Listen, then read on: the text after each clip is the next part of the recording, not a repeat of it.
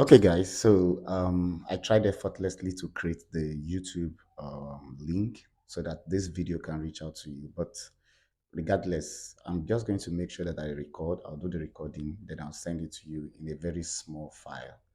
All right. So I wish you the very best in your 2023 Waec literature exams. All right. So I'm going to be starting right off. If you saw the formats that in which I actually sent you what I sent, I told you that we're going to be talking a whole lot about, from the beginning, we'll talk about the definition for literature. It will interest you to note that some people define literature as a kind of literature. It's like someone asking you to define sport and you are defining basketball. Fine, basketball is a kind of sport, but that is not the definition of sport. So when you're defining literature as any work of art that uses drama, prose, and poetry to relate issues of life, you are not defining literature. You are defining a kind of literature. Then under that kind of literature, which is academic literature, you are still defining the genres, which is drama, prose, and poetry. Don't mix it up. Literature is a general or a broad word.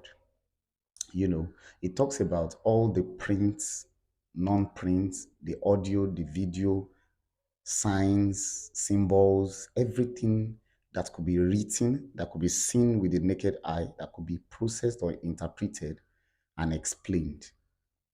When you look at them as a whole, we are talking about literature. Now, literature can come in different group or forms. For instance, we have what we call the religious literature. For the religious literature, you come to realize that it has to do with the literature of people who follow a particular religion. Like in your church now, they give you bulletin, they give you handouts, they give you all those things that you use as part of the service. You get the monthly bulletin, in book, the Bible, all of those contents, they are religious literature. They call them Christian literature. For the Muslims also, I think you have the Quran and you have some other, the Hadith, the Sunnah, and some other books that are regarded as the holy books.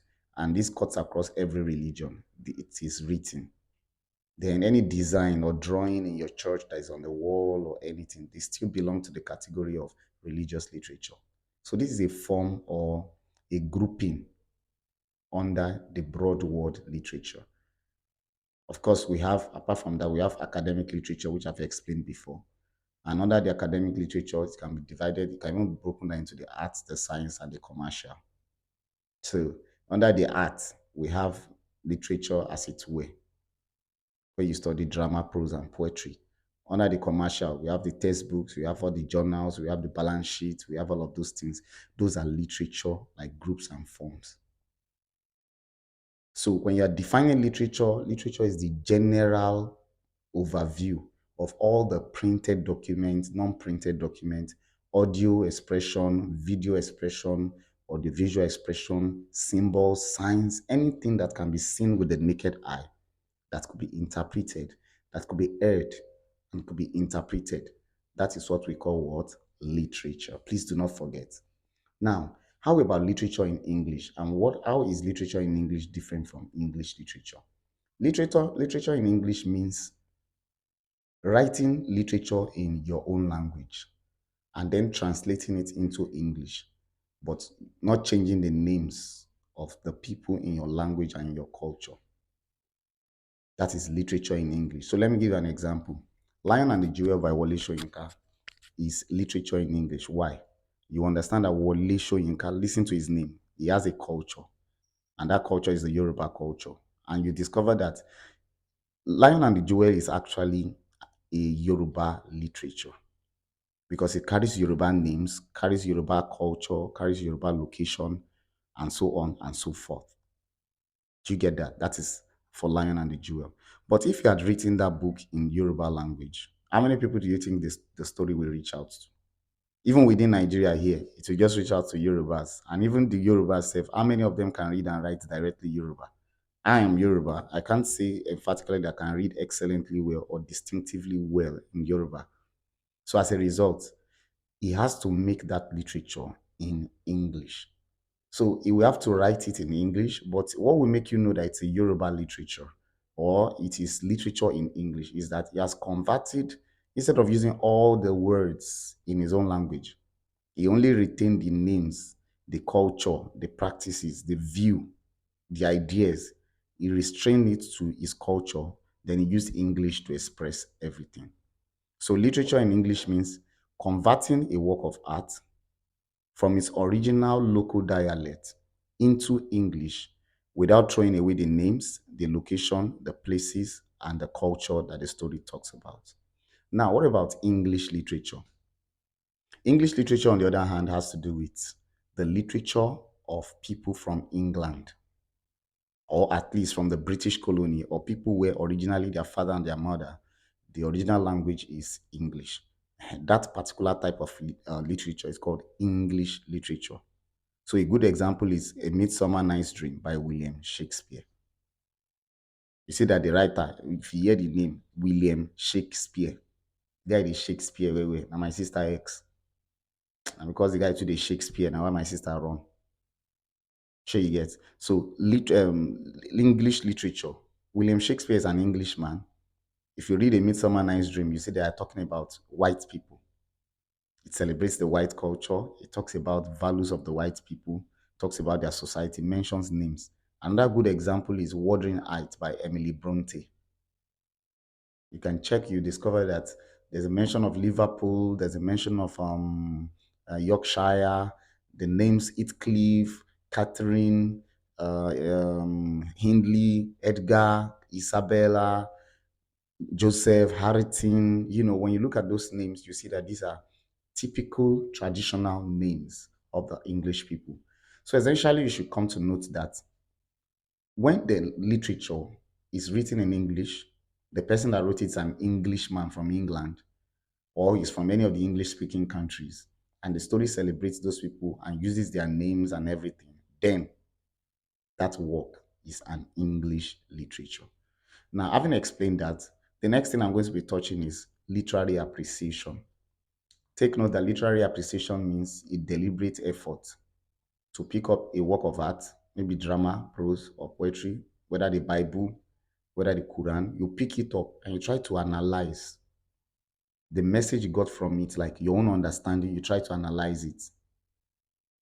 That is literary appreciation. But under the academic form, which is the one that you are studying in the classrooms, where they give you a list of books, you are expected to use what we call literary terms and devices to interpret that work of art. Do you understand? Do you get the gist there? So you read the book, then you learn the meaning of many literary terms and devices separate. So once you learn the meaning of those literary terms and devices, they can use those literary terms and devices to ask you questions from the book that you have read. So for instance, an example of literary term or literary device is plot. Plot. There are others. You have plot, you have actor, you have stage, you have director, you have somnambulism, you have lullaby, you have soliloquy, you have irony, you have metaphor, you have pathos, you have meter, you have rhyme scheme, you have enjambment, which is the same thing as run online. You have argon, you have anagoresis, you have dose and machina, you have zigma, you have gothic, you have didactic, you have satire, sarcasm, picaresque, burlesque. There are many.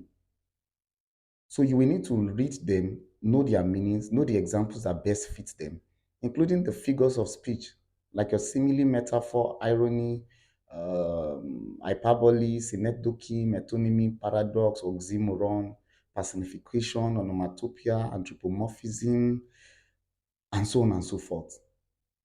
Once you know their meanings, they can just ask you a question. They can say, from Lion and the Jewel, comment on the plot of the story. So number one, if you don't know meaning of plot, there's nothing you can answer on that question. So, but if you know that plot is the orderly arrangement of the storyline from beginning to the end, and you know that it makes sense to define it like that, you start with the definition.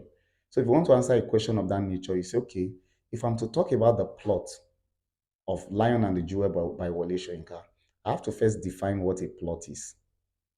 A plot is the sequential arrangement of the storyline from beginning of the story to the very end. Can you see the way I've started? In Lion and the Jewel, now you are talking now because you have read the book. So you will be able to relate and connect the two together. In Lion and the Jewel, the story did not start from beginning. It started from the middle. So we now use flashback to go back to the beginning to know the things that have happened before the story started. When a writer writes like this, he usually uses flashback like a means of it's a technique to remember or to go back to pause the present action, go back to the beginning, then trace the actions back to that moment that you paused. That exactly is how to answer such a question. And then you let us know that when a story is written like that, then the plot is called an in media res plot.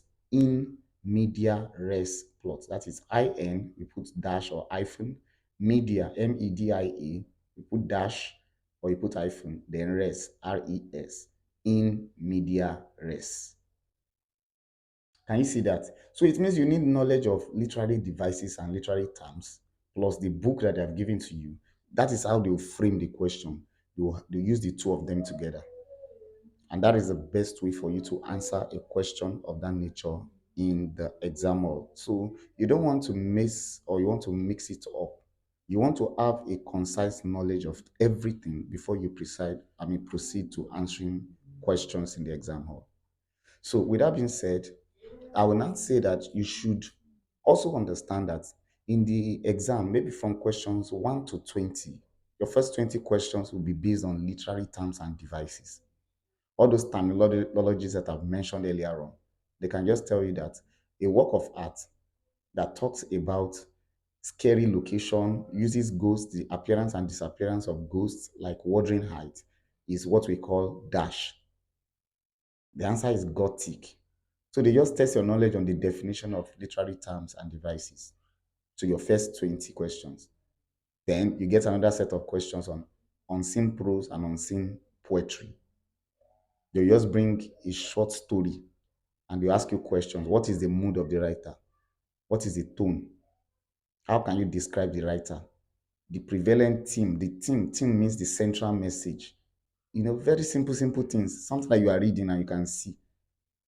So they say the central theme, what is the main message in this story? And you have to answer the question.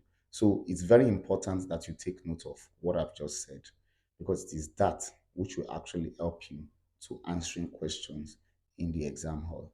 So now that I've talked about definition of literature, difference between literature in English and then English literature, and I've talked about literary terms and devices, that is what you will need to answer questions in the exam hall, together with the knowledge of the books and the poems that they've asked you to read.